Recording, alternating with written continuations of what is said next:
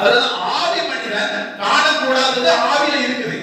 சகல ஐஸ்வர்யமும் ஆரோக்கியமும் நீடித்த ஆயுசும் சந்தோஷமும் சமாதானம் எல்லாமே ஆவி மனிதனுக்குள்ள காணக்கூடாம இருக்குது.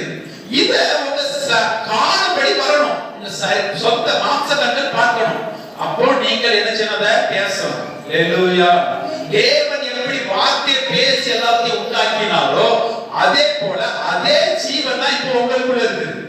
தேவன் எப்படி ஜீவனை கொண்டு பேசினாரோ அதே ஜீவனை இப்போ உங்களுக்கு தந்திருக்கிறார். ஆமென்.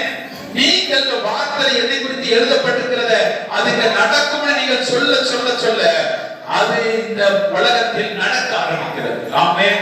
அதற்காக தான் தேவன் நம்மளை முன்குறித்து இந்த பூமியில வச்சிருக்கிறார். இல்லாட்டி நீங்க இயேசுவை ஏற்றுக்கொண்டனே அதை எடுத்துக்கொள்ளலாம். ஏன்னா பிரயோஜனம் இல்லையே.